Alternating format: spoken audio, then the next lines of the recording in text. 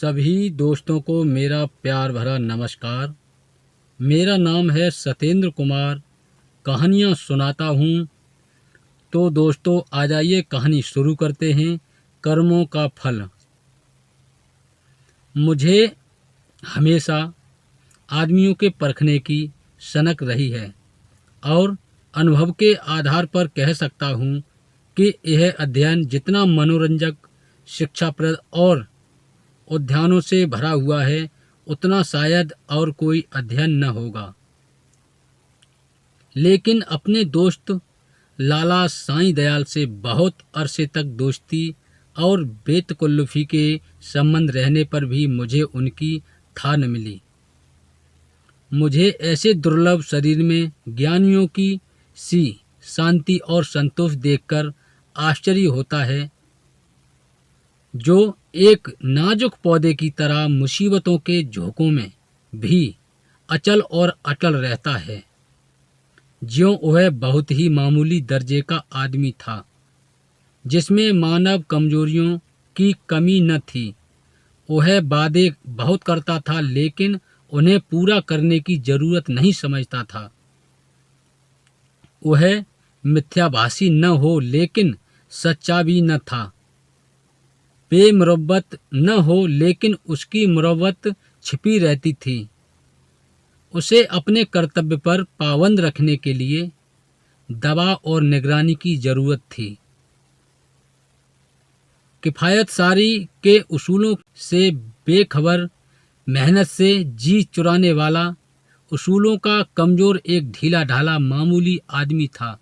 लेकिन जब कोई मुसीबत सिर पर आ पड़ती तो उसके दिल में साहस और दृढ़ता की वह जबरदस्त ताकत पैदा हो जाती थी, जिसे शहीदों का गुण कह सकते हैं। उसके पास न दौलत थी, न धार्मिक विश्वास, जो ईश्वर पर भरोसा करने और उसकी इच्छाओं के आगे सिर झुका देने का स्रोत है। एक छोटी सी कपड़े की दुकान के सिवाय कोई जीविका न थी। ऐसे हालतों में उसकी हिम्मत और दृढ़ता का स्रोता कहाँ छिपा हुआ है, वहाँ तक मेरी अन्वेषण दृष्टि नहीं पहुँचती थी। बाप के मरते ही मुसीबतों ने उस पर छापा मारा।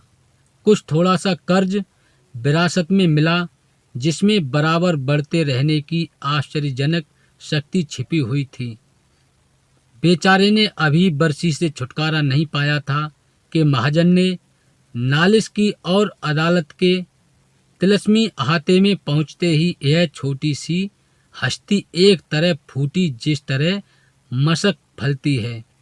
जुड़ी हुई जो कुछ जमा जथा थी, बर्तन भांडे हांडी तवा, उसके गहरे पेट में समा गए। मकान भी न बचा। बेचारे मुसीबतों के मारे साईं दयाल का अब कहीं ठिकाना न था। कौड़ी कौड़ी को मोहताज, न कहीं घर न बार। कई कई दिन फाके से गुजर जाते। अपनी तो खैर उन्हें जरा भी फिक्र न थी, लेकिन बीवी थी, 2-3 बच्चे थे, उनके लिए तो कोई न कोई फिक्र करनी पड़ती थी। कुनबे का साथ और यह बेशर्मानी बड़ा दर्दनाक दृश्य था। शहर से बाहर एक पेड़ की छांव में यह आदमी अपनी मुसीबत के दिन काट रहा था। सारे दिन बाजारों की खाक छानता। हाँ, मैंने एक बार उसे रेलवे स्टेशन पर देखा। उसके सिर पर एक भारी बोझ था। उसका नाजुक सुख सुविधा में पला हुआ शरीर पसीना पसीना हो रहा था। पैर मुश्किल से उठते थे, दम फूल रहा था, लेकिन चेहरे से मर्दाना हिम्मत और मजबूत इरादे की रोशनी टपकती थी। चेहरे से पूर्ण संतोष झलक रहा था। उसके चेहरे पर ऐसा इत्मीनान था कि जैसे यही उसका बाप दादों का पैसा है। मैं हैरत से उसका मुंह ताकता रह गया। दुख में हमदर्दी दिखलाने की हिम्मत न हुई। कई महीने तक यही कैफियत रही। आखिरकार उसकी हिम्मत और सहन शक्ति उसे इस कठिन दुर्गम घाटी से बाहर निकाल लाई। थोड़ी ही दिनों के बाद मुसीबतों ने फिर उस पर हमला किया। ईश्वर ऐसा दिन दुश्मन को भी न दिखलाए। मैं 1 महीने के लिए बम्बई चला गया था। वहाँ से लौटने उससे मिलने गया। मुझे वह दृश्य याद करके आज भी रोंगटे खड़े हो जाते हैं और दिल डर से कांप उठता है। सुबह का वक्त था। मैंने दरवाजे पर आवाज़ दी और हमेशा की तरह बेतकल्लुफ़ अंदर चला गया, मगर वहाँ साईं दयाल का वह हंसमुख चेहरा जिस पर मर्दाना हिम्मत की ताजगी झलकती थी नजर न आया। मैं 1 महीने के बाद उनके घर जाऊं और वह आंखों से रोते लेकिन होठों से हंसते दौड़कर मेरे गले लिपट जाए। जरूर कोई आफत है। उसकी बीवी सिर झुकाए आई और मुझे उसके कमरे में ले गई। मेरा दिल बैठ गया। साईं दयाल एक चारपाई पर मैले कुचैले कपड़े लपेटे आंखें बंद किए पड़ा दर्द से कराह रहा था। जिस्म और बिछौने पर मक्खियां आ रही थीं। आहट पाते ही उसने मेरी तरफ देखा। मेरे जिगर के टुकड़े हो गए। हड्डियों का ढांचा रह गया था। दुर्बलता की इससे ज्यादा सच्ची और करुणा तस्वीर नहीं हो सकती।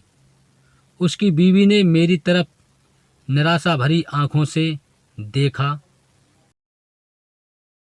मेरी आंखों में आंसू भर आए।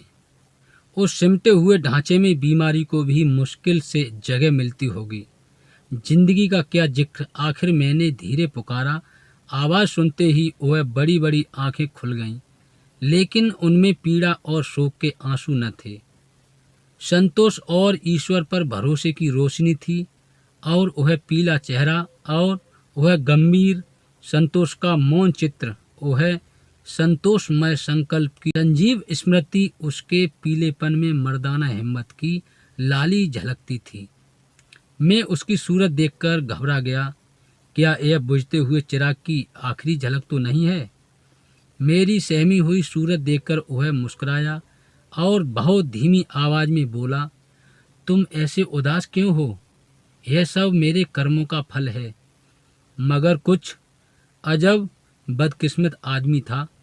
मुसीबतों को उससे कुछ खास मोहब्बत थी। किसे उम्मीद थी कि वह उस प्राणघात रोग से मुक्ति पाएगा?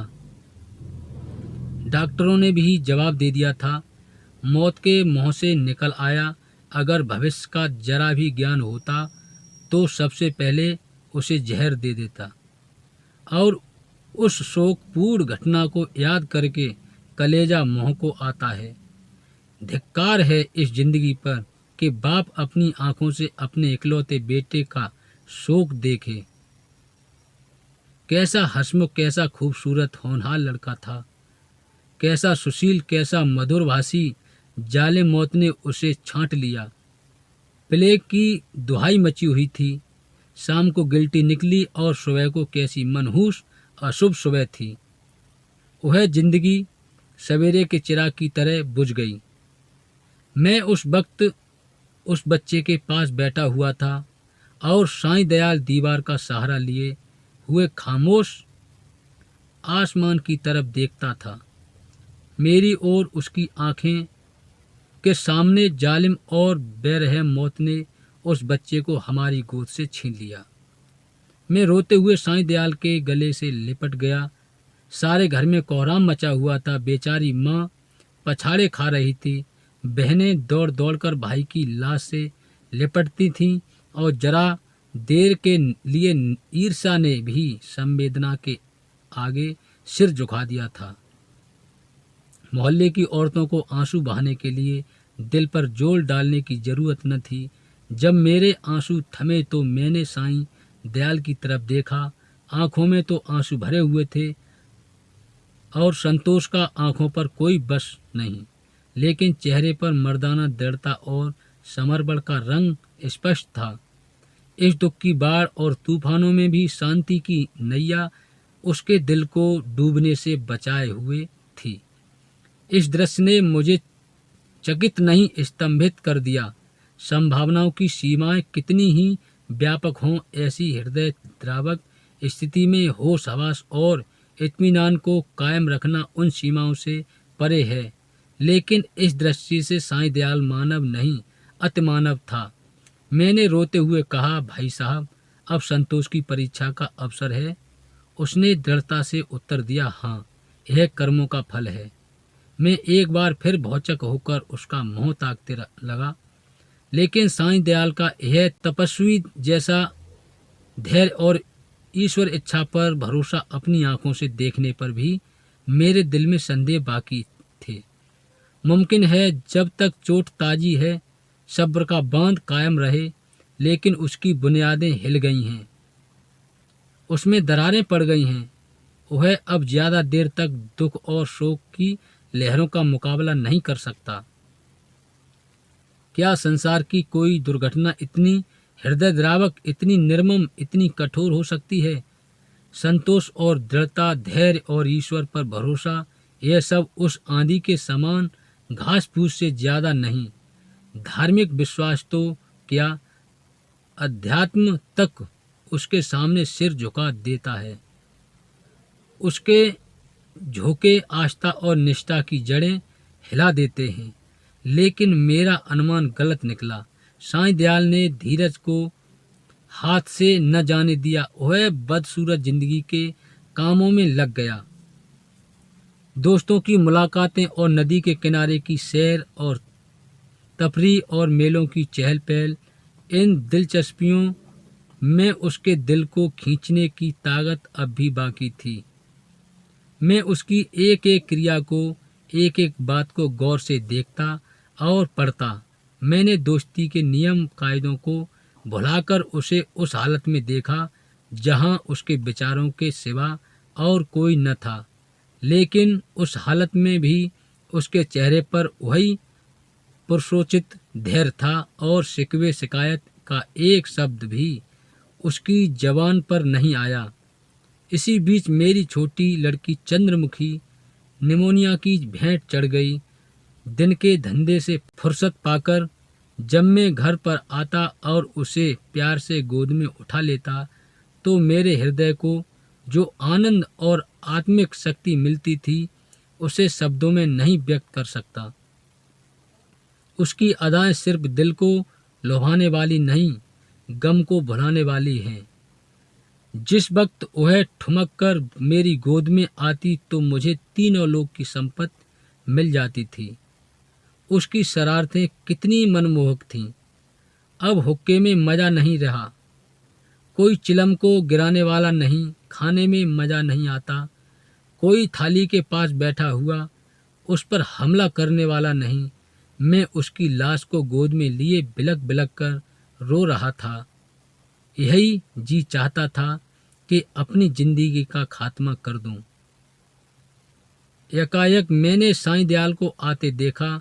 मैंने फौरन आंसू पोंछ डाले और उस नन्ही सी जान को जमीन पर लिटाकर बाहर निकल आया।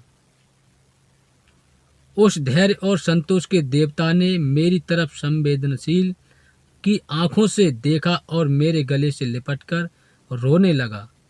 मैंने कभी उसे इस तरह चीख मारकर रोते हुए नहीं देखा। रोते रोते उसकी हिचकियां बंद गईं।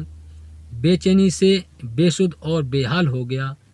यह वही आदमी है जिसका इकलौता बेटा मरा और माथे पर बल नहीं आया।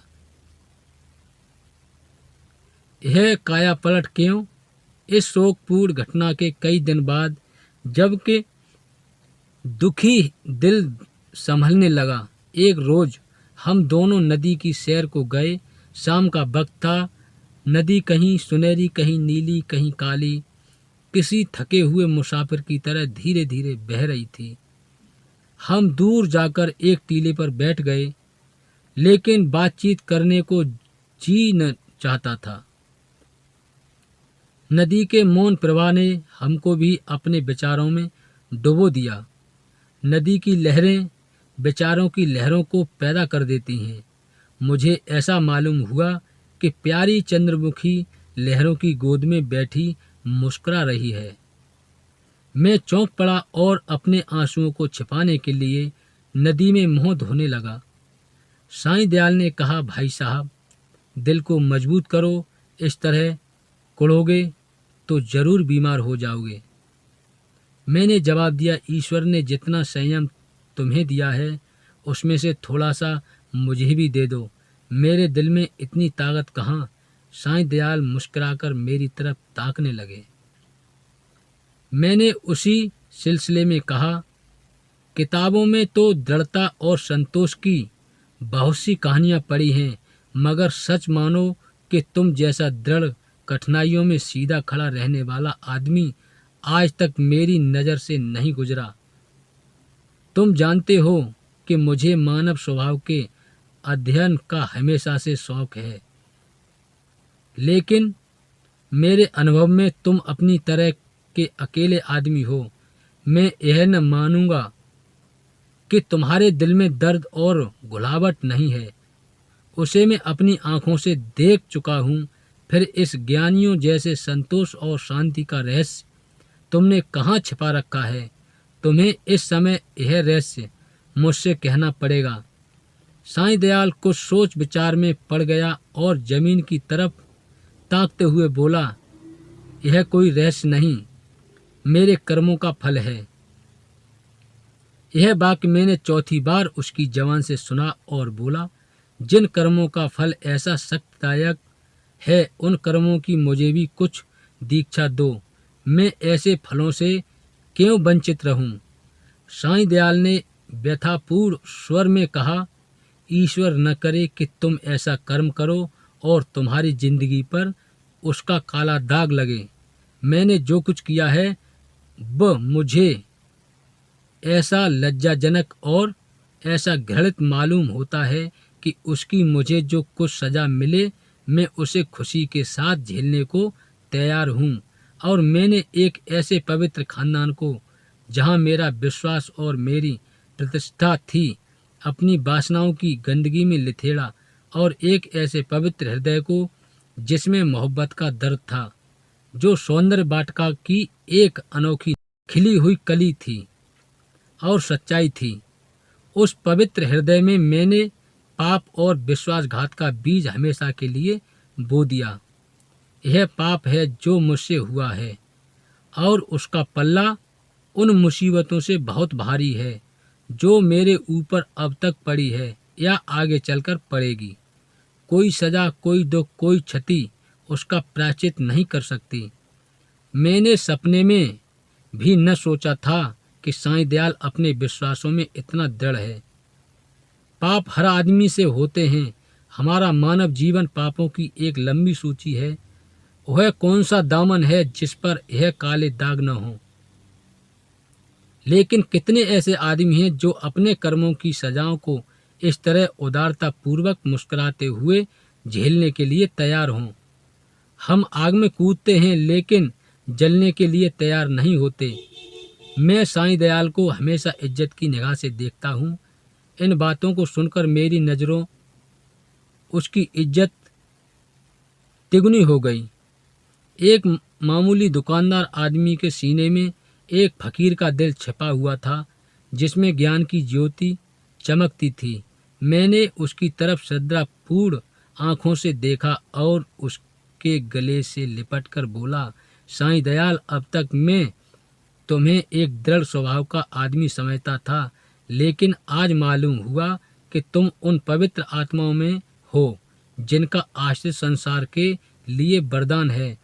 तुम ईश्वर के सच्चे भक्त हो और मैं तुम्हारे पैरों पर सिर झुकाता हूँ। दोस्तों, कहानी कैसी लगी कमेंट के माध्यम से अवश्य बताएं। लाइक शेयर करें।